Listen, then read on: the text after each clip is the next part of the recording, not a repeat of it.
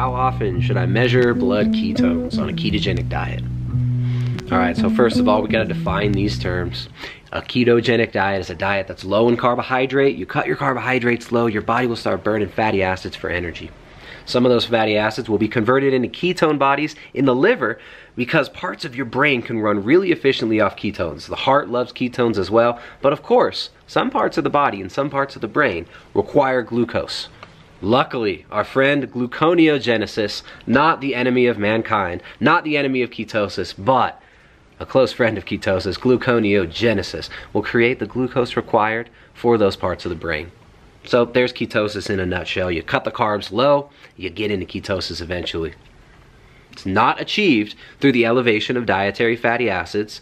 Ketosis is not traditionally or optimally achieved through the ingestion of overpriced, over-marketed, multi-level marketing campaign, pre-workouts or whatever else with these exogenous ketones. In my opinion, most of these are a waste of money for most individuals and are a rip-off. So, got flies all over me trying to bite me up, these little no-see-ums. All right, so there's several different ways to measure if you're in ketosis, objectively, right? The first one that I'm gonna talk about is the only one that's really relevant because all the rest of these methods for measuring if you're in ketosis or not are very inaccurate. The breath ketone meter is not very accurate. The technology is just not there. Waste of money. The pee strips will tell you if you have ketosis tell you if you have ketones in your urine. But just because you got ketones in your urine doesn't mean you're in ketosis because there is not a strong correlation between urine ketone levels and blood ketone levels after you become adapted. In the beginning of a ketogenic diet, you're gonna spill a bunch of ketones out.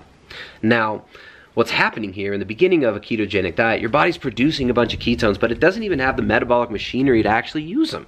You have to generate new mitochondria. Your mitochondrial density has to increase to be able to use ketone bodies to create ATP, which is energy. Now, in the beginning, you waste a bunch of ketones, your body's flooded with them, it doesn't have the machinery to use them, you piss them out. Some people have been led to buy these little pee strips and they pee on the strip and it turns purple and you get pee all over your fingers and your fingers smell like piss the rest of the day and you say, wow, I'm in ketosis. But what does it really mean? Unfortunately, with those pee strips, it doesn't really mean much of anything. It's just excess ketones. Now, like I said, the breath meter, waste of money. The pee meter, also waste of money. But the blood is where it's really at. But the relevance of your blood ketones are going to vary depending on your context, and you might not need to measure them at all. So anything above 0.5 beta-hydroxybutyrate in your blood, 0.5 millimolars in your blood and up is ketosis. People have different opinions on what optimal ketosis is, or what therapeutic ketosis range is, but anything above 0.5 is technically, in all the scientific literature, is technically ketosis. Most people are shooting for about 1.5 and above. Then opinions vary on what the optimal range of ketosis really is. Remember, these are all opinions, the optimal range. Anything 0.5 and up, you're in ketosis. All right, so why are people obsessed with measuring blood ketones? What does this even matter? I mean, you're doing this diet, most people doing a ketogenic diet are doing it for fat loss. They want to stabilize blood sugar. They want to feel better. They want to look better. They want to lose weight. And they want to reformat their habits and live a healthy life. Now, for me, none of those require the measurement of blood ketones all the time. When I work with clients, and I've worked with hundreds over the years, I never suggest measuring blood ketones. And I almost always, in the case of fat loss, I almost always use a ketogenic diet for these clients. So why am I not having to measure blood ketones? All right, so let me talk about the blood ketones, why people measure them, the way people measure them, kind of the energy surrounding it. I've got some notes here. I don't really know where I'm gonna go with this or how deep I wanna go with this, but a lot of people are really into the quantification aspect of things now. We're in the age of data, big data. Knowledge is power. Data is power these days. Unfortunately, most people are overloaded with data.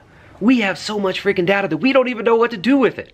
People are getting blood tests of their blood levels of hormones when they don't know what the heck it means. People are getting organic acids panels and going to functional medicine practitioners who've got varying degrees of understanding of what these biomarkers mean, and there's loads of confusion out there. We are in an information overload age. And for this reason, for this very reason, I think for a lot of people, measuring your blood ketones all the time not only isn't going to help you with your progress, right? Your blood ketones are not telling you if you're burning fat from your body. Higher blood ketone levels can be achieved through taking a bunch of exogenous ketones or eating a bunch of MCT oil or eating a bunch of coconut oil. But that doesn't mean you're burning body fat. That doesn't mean that you're reaping the benefits of longevity that you would get as seen in the studies on animals where they calorie restrict them or use things like intermittent fasting or extended fasting to improve mitochondrial density. You're not going to be getting those benefits through gobbling down a bunch of ketones. You're not going to get the long-term adaptation of generating more mitochondria to use the fat through just gobbling down these ketones. So why are people measuring their blood ketones all the time?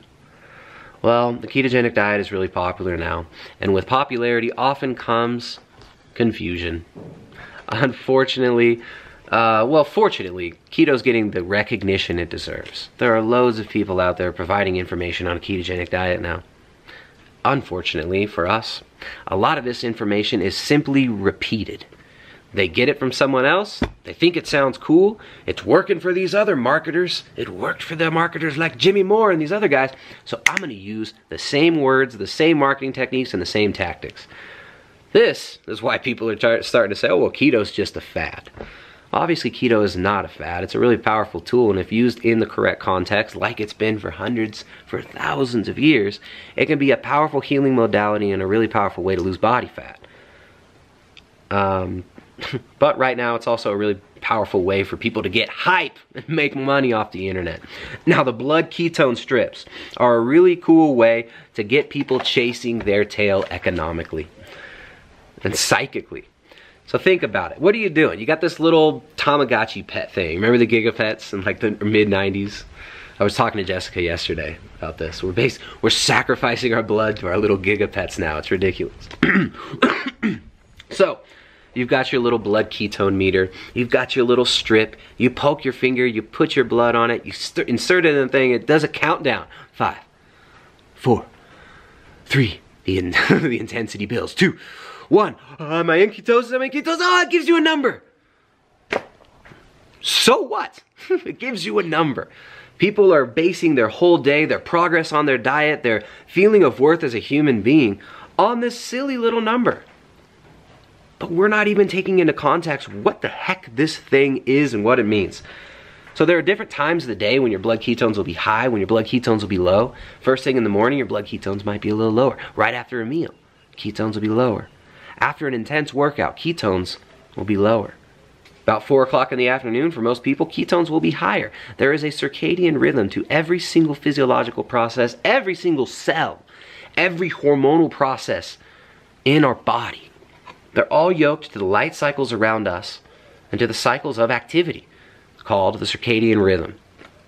This is all activated by light. So, if you're measuring your ketones 20 times a day, how much money are you spending on those blood glucose strips, ketone strips rather? These things cost at least $2 to $5 a piece in the US. I don't even know what they cost right now because I haven't bought any in like 3 years. But that's a lot of dough spent on this stuff. Well, we could be spending that money on nutrient-dense, high-quality foods, on whole foods, so we can actually prepare nutrient-dense foods for ourselves that will allow us to maintain our diet. Right? I'd way rather have my clients purchasing nutrient-dense whole foods, using it to buy quality foods that they feel good about eating, than buying the stupid little blood glucose or blood ketone strips to sacrifice to the Gigapet every day. All right, so you think about it. Think about the marketing aspect of these little ketone strips, right? So you get people all interested in this diet, which people should be interested in a ketogenic diet. It's amazing. But it's this funny little schism, and it really has been bothering me lately just how much money people are wasting on this. I mean, we're looking at billions of dollars getting spent on these ketone strips when it's, in my opinion, unnecessary for most people who are just going for fat loss, performance, and a healthy, happy lifestyle. You buy these little blood ketone strips, you start doing this diet, you don't really understand the circadian rhythm of your hormones, how it functions, how your blood glucose levels will fluctuate throughout the day, how stuff like that you don't even think about, you know, like minor stressors, such as missing a night of sleep. Say you get 5 hours of sleep one night. Well, that can actually give you pre-diabetic blood glucose levels and a huge reciprocal glycemic response to foods and a higher insulin response to foods, meaning more insulin resistance throughout that whole day. And that's in normal, healthy individuals. So poor sleep will result often in lower blood ketone readings. Intense exercise and workouts can also lower blood ketone readings. So if we don't understand these modalities and the ways that we can affect our blood ketone levels and that we can shift them, then measuring them can really result in a lot of confusion. And that confusion state is, in my opinion, what people are trying to market to. I spent hours and hours on this channel trying to get people out of that confusion state. I want to make this as simple and straightforward as possible. Keep the carbs low. Ketogenic diet, you cut the carbs low, get sufficient protein, 0.8 grams per pound of your lean body mass, and carbs are the energy source. Or rather, carbs are kept low and fat is the energy source. More fat on the plate means you burn that fat. Less fat on the plate means you'll burn more fat from the body. It's very, very simple. A lot of people are overcomplicating it out there. I like to keep it simple for you. So anyways, you buy the blood glucose meter, the blood glucose reader, and the ketone strips, and you start using them. Now, just the process of using them gives you this like dopamine rush, right? Like we were all raised on Nintendo, little video games, all our little digital fake friends, right? Remember the Gigapets? Remember like 4th grade sitting there feeding my Gigapet under my desk. Now we feed them our blood. It's crazy. But it gives you this dopamine feedback, right? You have the anticipation of waiting for that number to pop up on the screen. You have the rush of poking yourself and getting that little bit of blood coming out. It's this whole ritualistic thing that gets you in a specific mind state. But what's the point? What is the point? That mind state that you're getting in there, usually for a lot of people in the beginning, especially of a ketogenic diet, if you don't know what you're doing, it usually just ends up in confusion. People wake up in the morning, they measure their blood ketones, and it's like 0.7. Oh, well, that's not 1.5. The one guru told me it's got to be 1.5 or I'm failing. Right? This individual might be feeling great, might have lost 10 pounds of body fat in the last month. This individual might be getting better sleep. Their inflammation levels might be low. They're probably in ketosis most of the time, and they're probably in therapeutic ketosis most of the time. But this one time they measure, it tells them 0.5 or 0.7, and they think they're a failure. It's going to send you on this whole loop of nonsense. So anyways, just the ritual of it sets you up for that dopamine response, sets you up for that anticipation, sets up this whole emotional, psychological process that's really moot. It's like masturbatory in certain ways. Like, what is the point? What's the fruit of it? If you're doing a ketogenic diet, I want you to ask yourself, what do you really want out of this? What do you want? Why are you doing this diet? You want fat loss? Well, higher blood ketones all the time don't equal fat loss.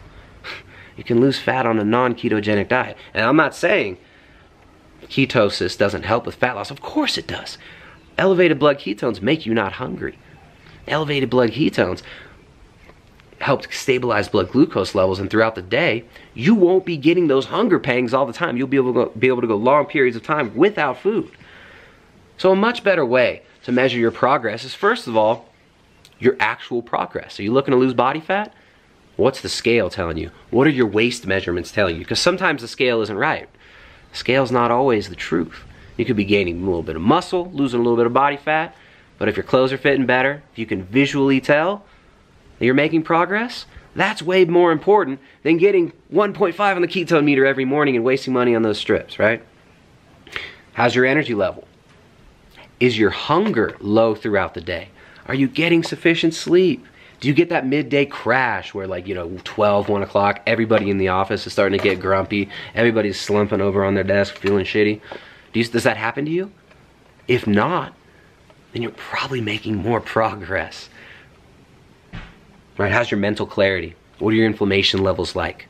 These are fantastic indicators of your progress that will help you actually consider what's going on, rather than just chasing our tail looking at the one metric of blood ketones when we're not even considering all these other factors that'll influence blood ketone levels, right?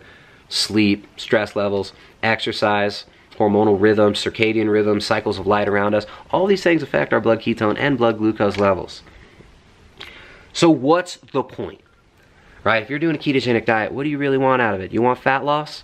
Measure fat loss. Do you want mental clarity? Measure mental clarity. Are you using it to treat depression or anxiety, which many people successfully use a ketogenic diet to lower inflammation and treat depression, which we all know that the gut-brain axis, the gut and the brain are intimately linked. Depression is actually always associated with inflammation. So if you're doing it for these reasons, measure those metrics. Don't worry about the blood ketone meter. Now, I haven't checked my blood ketones in like 3 years. You know why? Because it's a waste of my time and my money. I've been doing a ketogenic diet for over 4 years now. I think like 4.5 years. It's a pretty long time. When I actually really think about it, that's longer than I've stuck with many things that I've set out to do in my life and told myself, oh, this is great, I want to do this for a while. 4.5 years. I haven't measured my blood ketones in at least 3 years. You know why? I don't like wasting my money. I don't like wasting my time. I don't like wasting my energy. And I'm not trying to feed a freaking gigapet my beautiful blood. Alright, so that's it. How often do you need to measure your blood ketones? Well, you really technically don't ever need to measure them. Unless, of course, you're doing this as an adjunct therapy for cancer, you're a diabetic, type 1 diabetic, or doing this for like epilepsy or something. If you're doing this like the average person, like me, if you're doing it for fat loss, for mental clarity, for just improvement of your life and for simplifying your life, for creating a solid foundation of habits that you can fall back on. When you're stressed, you know what foods to prepare. Don't go veering off into the junk food.